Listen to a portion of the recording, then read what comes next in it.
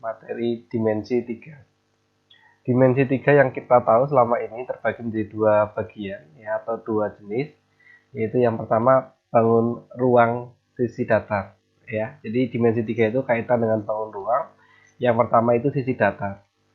Kemudian yang kedua bangun ruang sisi lengkung atau sisi melengkung. Bangun ruang sisi datar itu ya terdiri dari kubus, kemudian balok ya, termasuk limas dan juga prisma. Kemudian untuk bangun ruang sisi lengkung, diantaranya yang kita kenal dari SMP, kerucut, kemudian ada tabung, dan juga yang terakhir bola. Nah, nanti di materi bangun ruang sisi datar yang akan kita bahas kaitan dengan jarak dan juga sudut. Nah, ini inti materi dimensi 3 yang nanti akan kita pelajari di bab ini ya. Sehingga karena di materi tabung ya, bola nggak ada sudutnya ya, dimana kita mencari titiknya agak susah, maka untuk materi dimensi 3 sebetulnya kita fokusnya hanya di bangun ruang sisi datar ya, sehingga materi yang kerucut, tabung dan bola tidak kita jumpai di sini. Kemudian tadi sudah saya jelaskan mengenai dua unsur yang akan kita bahas, yaitu yang pertama jarak ya. Nanti di antaranya kita akan bahas jarak titik ke titik, titik ke garis, titik ke bidang, garis ke garis, garis ke bidang, dan juga yang terakhir dari bidang ke bidang. Kemudian untuk yang bagian sudut akan nanti kita bahas mengenai sudut yang dibentuk oleh dua garis atau garis dengan garis, sudut yang dibentuk oleh garis dengan bidang, dan juga sudut yang dibentuk oleh dua bidang atau bidang dengan bidang. Nah, ini pengantar materi kelas 12 ya, matematika wajib, materi dimensi 3, yaitu kaitan dengan kedudukan titik. Nanti kita akan bisa mencari jarak dan juga mencari besar sudut kalau kedudukan titik terhadap garis, terhadap bidang, dan sebagainya bisa kamu pahami dengan baik. Yang pertama, kedudukan titik terhadap garis ya. Ada dua unsur, yaitu yang pertama titik terletak pada garis. Jadi kalau misalnya ada sebuah titik, misalnya kita beri nama titik A, kemudian ada sebuah garis yang melalui titik A ya, misalkan garis K, maka ini bisa dikatakan titik A ya, itu terletak pada garis K. Jadi kalau terletak itu artinya garis K melalui titik A. Kemudian yang kedua adalah titik yang terletak di luar garis. Jadi misalkan ada titik B, kemudian ada sebuah garis L. Nah, titik garis L di sini tidak melalui titik B, maka bisa dikatakan titik B itu terletak di luar garis L. Nah, ini contohnya kalau dibangun ruang ya, ini saya ambilkan dari kasus dibangun kubus. Kalau dibangun kubus, ya kalau kita perhatikan titik A terletak titik-titik pada garis AB ya. Kalau kita perhatikan A itu yang bawah ini ya, itu kan terletak pada ya, karena titik garis AB melalui titik A. Kemudian kalau titik F kira-kira hubungannya dengan garis BC gimana? Kalau kalian perhatikan F dengan BC ya, maka otomatis di luar ya, karena titik F tidak dilalui BC. Kemudian titik G dengan garis BD kira-kira seperti apa? Di luar ya, karena sama, titik G tidak dilalui garis BD. Kemudian yang terakhir titik H dengan garis FH dilalui atau pada. Kemudian kalau misalnya kita ambil contoh di bangun 5 segi 4. Nah, kalau kalian perhatikan pada gambar, titik B kira-kira terhadap garis BT di luar atau pada? Tentu jawabannya adalah pada ya, karena titik B dilalui garis BT. Kemudian kalau titik D dengan garis TC, kalau kalian perhatikan gambar seperti apa? Di luar ya. Kemudian terakhir kalau titik T ya dengan garis BD. Ya, garis BD-nya tidak tergambar, cuma kan kita bisa membayangkannya. Di luar atau pada? Di luar, betul. Oke, kemudian tadi sudah saya jelaskan ada titik dengan bidang juga. Ya, kalau tadi titik dengan garis, sekarang titik dengan bidang. Hubungannya mirip dengan titik dengan garis, yaitu yang pertama titik terletak pada bidang dan juga titik terletak di luar bidang. Ya ini sama karena nanti emang kita kaitan dengan bangun ruang itu yang paling sering diambil contoh adalah kubus. Kita pakai sampel kubus saja ya. Tapi saya yakin kalau kubus kalian paham, maka kalau bangunnya diganti balok, diganti prisma, diganti limas, saya yakin juga tidak ada masalah ya. Ini biar nanti durasi video tidak terlalu panjang. Kalau kalian perhatikan titik A terletak pada atau di luar bidang ABCD ya. Titik A pada alas, ABCD itu bidang alas, berarti terletak pada ya. Kemudian kalau titik F dengan bidang CDHG ya, itu titik F, kemudian CDHG itu yang bidang sisi belakang ini ya. Kira-kira terletak atau di luar? Di luar.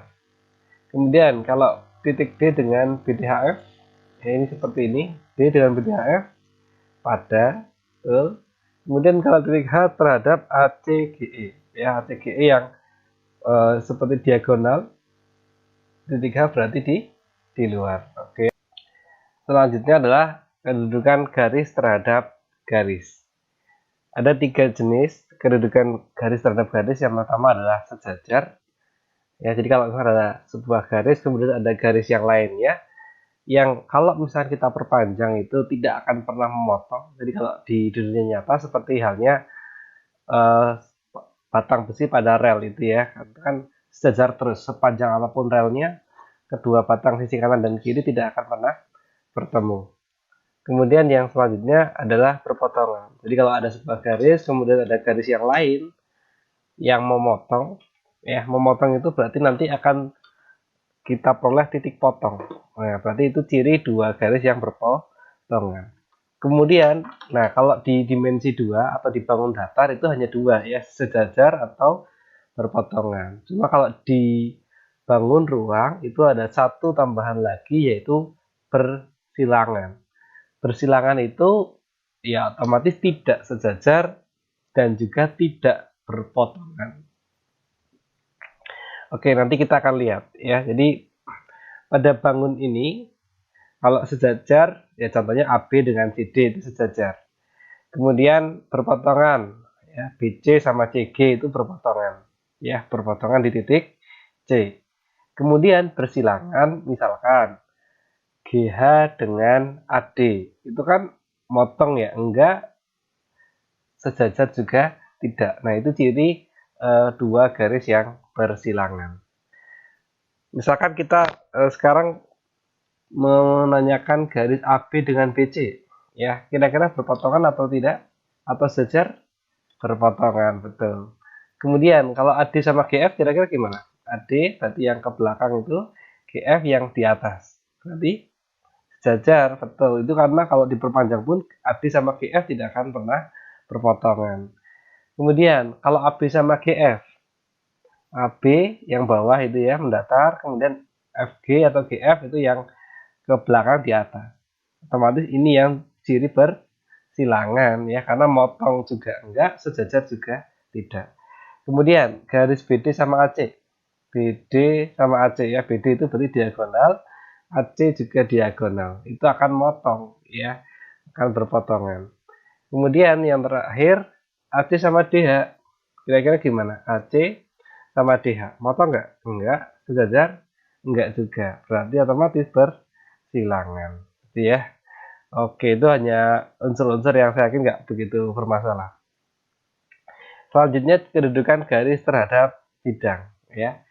Ada dua unsur yaitu terletak pada bidang, tiga unsur ya, sejajar dan yang terakhir memotong atau menembus.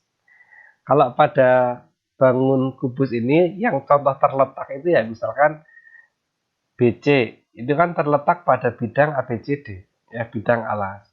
Kemudian ada EH itu ya terletak pada bidang ADHE ya, atau terletak juga pada bidang EFHE, itu nggak ada masalah. Kemudian sejajar, misalkan sejajar itu BC sama ADHE, itu kan kalau sejajar berarti kalau diperpanjang maka berapapun panjangnya dia nggak akan pernah motong. Kemudian yang menembus, contohnya ya, menembus itu artinya tidak terletak tapi memotong. Misalkan CG sama bidang EFGH itu kan menembus dia kalau diperluas atau memotong sama saja. Itu istilahnya saja. Ya boleh pakai memotong, boleh pakai menembus. Oke, sekarang kita akan belajar untuk kasus-kasus yang lain. Misalkan yang pertama AB sama ABCD. Kira-kira yang mana? Tentu yang terletak pada, ya karena garis AB terletak pada bidang ABCD. Kemudian kalau BC dengan CDHG, ya BC itu yang bawah, CDHG ya berarti yang belakang. Kira-kira berarti menembus betul atau memotong, sama saja. Kemudian BC dengan EFGH. BC itu di posisi alas, EFGH sebagai tutup. Kira-kira kalau diperluas atau diperpanjang, memotong atau tidak? Tidak. Ya berarti ini yang sejajar. Kemudian yang keempat AC sama BDHF. Ya, AC itu yang diagonal, BDHF itu yang diagonal bidang tapi berlawanan arah. Ya, berarti ini yang memotong. Oke ya, nggak ada masalah. Lanjut kita ke kedudukan bidang dengan bidang. Ada sejajar, ya dua bidang yang sejajar dan dua bidang yang berpotongan. Oke, kita sambil contoh sampel lagi yang kubus. Saya yakin kalau kalian konsep di materi bangun kubus bisa, ya, maka kalau di bangun lain juga saya yakin bisa. Misalkan ya sejajar itu ya misalkan kanan dengan kiri, ya misalkan BCGF dengan ADHE itu kan kanan dengan kiri. Itu pun kalau kalian perluas bidangnya tidak akan pernah motong. Kemudian ini ada pertanyaan ABFE dengan ABCD. ABCD berarti itu bidang alas, kemudian ABFE itu bidang yang depan ya. Jadi ini alas, kemudian sama yang depan. Kira-kira motong nggak kalau dua bidang ini bertemu? Ya, tentu berpotongan ya di garis AB. Berarti ABCD dengan ABFE berpotongan. Kemudian ABCD dengan EFGH. ABCD berarti yang bawah itu tadi, EFGH berarti yang atas ini ya. Nah itu kira-kira apakah kalau kita perluas akan berpotongan? Tentu tidak ya, sehingga ini sejajar. Kemudian untuk bidang BDG dengan bidang ABCD, berarti BDG itu yang seperti ini ya, segitiga, kemudian ABCD yang bawah sebagai alas, kira-kira berpotongan atau tidak? Tentu berpotongan ya. Oke ya, seperti itu untuk materi pengantar di materi dimensi 3 kelas 12 matematika wajib. Dan nanti di pertemuan selanjutnya kita sudah mulai masuk ke materi menghitung jarak. Oke, sekian, sampai jumpa.